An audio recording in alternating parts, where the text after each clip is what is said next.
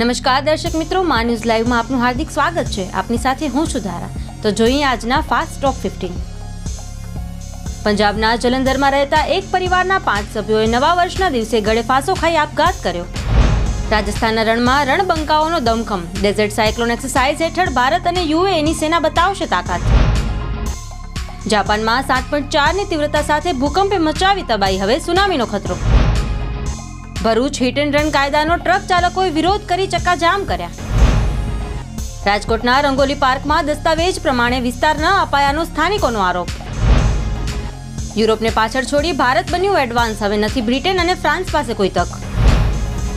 મોઢેરા સૂર્ય મંદિર ખાતે સૂર્ય નમસ્કાર કાર્યક્રમનો નવો વર્લ્ડ રેકોર્ડ સર્જાયો. 10 વર્ષના શાસન પર પીએમ મોદીએ જનતા પાસેથી માંગ્યા ફીડબેક. કહ્યું નમો એપ પર મોકલો સૂચના. બનાસકાંઠા દિવસમાં 90 વાર રેલવે ફાટક બંધ થવાની સમસ્યાથી છુટકારો. નવા વર્ષે ઓવરબ્રિજની નવી ભેટ. ગુજરાત રાજ્યમાં 2 આઈએએસ અધિકારીઓને સરકાર દ્વારા પ્રમોશન આપવામાં આવ્યું. દેવભૂમિ દ્વારકાના રાણ ગામે 3 વર્ષની બાળકી રમતા રમતા બોરવેલમાં ખાબકી. રેસ્ક્યુ ઓપરેશન શરૂ. વડોદરાથી રામ ભક્તોએ શરૂ કરી અયોધ્યા સુધીની પદયાત્રા. વાઘોડિયા જીઆઈડીસીમાં 16 વર્ષની કિશોરીએ રહસ્યમય સંજોગોમાં ફાંસો ખાઈ જીવન ટૂંકાવ્યું. વડોદરામાં દક્ષિણ ભાગના તરસાલી વિસ્તારમાં 2 દિવસ પાણીનો કકળાટ સર્જાશે. ભાવનગરમાં લઘુત્તમ તાપમાન 18.4 ડિગ્રી. ઠંડીનું જોર ઘટ્યું. ખેડા જિલ્લાના ચકચારી સિરપ કાંડમાં વધુ એક આરોપીની ધરપકડ કરાઈ. વડોદરા ફાર્મ હાઉસમાં ગયા અને સીએના મકાનમાંથી 3,50,000ના સોના ચાંદીના દાગીનાની ચોરી. બિહારમાં 60 ફૂટ લાંબા પુલ અને ટ્રેનના એન્જિન પછી ચોરાયું આખું એક તળાવ. બેંકોકથી આસ્થાની છલાંગ. યુવતીએ 13,000 ફૂટની ઊંચાઈએથી શ્રી રામ મંદિરના ધ્વજ સાથે છલાંગ લગાવી. 2024 ગગનયાનની તૈયારીનું વર્ષ રહેશે. આ વર્ષે 12 મિશન લોન્ચ કરવાનું લક્ષ્ય ઇસરો ચીફ. બિહારના ઔરંગાબાદમાં બકરીએ આપ્યો વાછરડા જેવા દેખાતા 2 બચ્ચાને જન્મ. ચમત્કાર જોવા ઉમટી પડી ભીડ. સરકારના કાયદા વિરુદ્ધમાં સુરત પાલિકાની સિટી અને બીઆરટીએસ બસના ડ્રાઈવરોની વીજળી હડતાલ. નિરમા કંપની સાથે ડમ્પર ચાલકે કોલ મટીરીયલ ભેળસેળ કરી છેતરપિંડી આચરી. સુરત વિજિલન્સની ઓળખ આપી શખ્સો દ્વારા યુવાનનું અપહરણ કરવાની કોશિશ. વડોદરાથી અયોધ્યા મોકલાશે 3 ભેટ. 1100 કિલોનો દીવો, 108 ફૂટની અગરબત્તી અને પિત્તળની તકતીઓ. રાજકોટમાં હાર્ટ એટેકથી મોતનો સિલસિલો યથાવત. વધુ 2 લોકોએ લીધા અંતિમ શ્વાસ. વડોદરામાં ગોરવા અને છાણી વિસ્તારમાં મારામારીના 2 બનાવો નોંધાયા. સુરતના પાંડેસરામાં ગુજરાત હાઉસિંગ બોર્ડની પાણીની ટાંકીવાળા રોડ પર રખડતા ઢોરોનો ત્રાસ.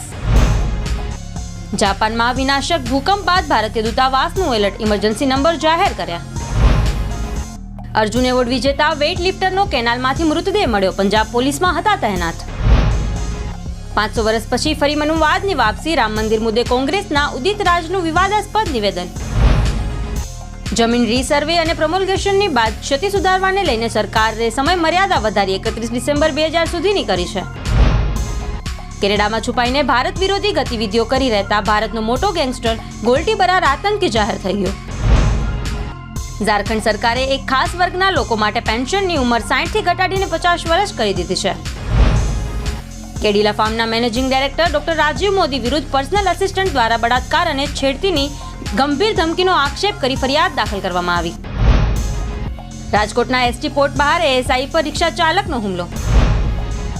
ખાનગી ટ્રાવેલ્સની બસને અડફેટે લેતા 2 કૌટુંબિક ભાઈના મોત. સરકારે જીએસટીમાંથી મેળવી અધાવક. સમગ્ર વર્ષના કુલ કલેક્શનની વાત કરીએ તો સરકારી તિજોરીમાં લગભગ 90,63,000 કરોડ રૂપિયા આવી ચૂક્યા છે. ગુજરાતમાં પકડાયું મોટું નકલી સર્ટિફિકેટ કૌભાંડ. 99 લાખ રૂપિયા વસૂલ કરનાર 3 શખ્સોની ધરપકડ. સુરત જમીન પર પોઢેલા માસૂમ ભાઈ બહેન પર કાર ફળી વળી. કાર નીચે કચડાતા 4 મહિનાની બાળકીનું મોત. સુરતમાં 2 મહિનાથી પાર્ક કરેલી સીએનજી વાન શરૂ કર્યાના 100 મીટર સુધી ભયાવહ આગ લાગતા સંપૂર્ણપણે બળીને ખાક. એસીવી 184 અને 185 જહાજની 2 દાયકાની સેવા બાદ વિદાય. ભારતીય કોસ્ટ ગાર્ડની સલામ. ભારતનો મોસ્ટ વોન્ટેડ આતંકવાદી અને જૈશ-એ મોહમ્મદના પ્રમુખ મૌલાના અસુર અઝહર સોમવારે બોમ્બ વિસ્ફોટમાં મૃત્યુ પામ્યા. માલદીવના નવા રાષ્ટ્રપતિની ભારતને મોટો ઝટકો આપવાની તૈયારી. સંબંધો બગડવાના તખતો ઘડાયા. વડોદરામાં નવા વર્ષના પ્રારંભથી જ દબાણ શાખા એક્શન મોડમાં. હંગામી દબાણોનો સફાયો. શેઠની શિખામણ જાપા સુધી ગૃહ રાજ્યમંત્રીની નાગરિકો સાથે સારા વ્યવહાર કરવાની સલાહ સામે પોલીસ દ્વારા યુવક પર ગાળોનો વરસાદ. વડોદરામાં યુવકના હાથમાંથી મોબાઈલ ઝૂંટવીને બાઇક સવાર લૂંટારો ફરાર. પાલિકા રસ્તા વચ્ચે ધાર્મિક સ્થળો દૂર કરે છે, પરંતુ ભાઠાના 4 રસ્તા પર ગેરકાયદેસર બની રહેલ પોલીસ ચોકી સામે આંખ આડા કાન. પુરી સેક્ટરના એલઓસી નજીકના ગામમાં જવાનો સ્થાનિક લોકો સાથે નવા વર્ષની ઉજવણી કરી હતી. ભારતથી 496 કિલોમીટર દૂર દરિયાઈ ટાપુ પર ઇન્ટરનેટ 100 ગણું ઝડપી બન્યું. 3 ગુજરાતીઓની મહત્વની ભૂમિકા.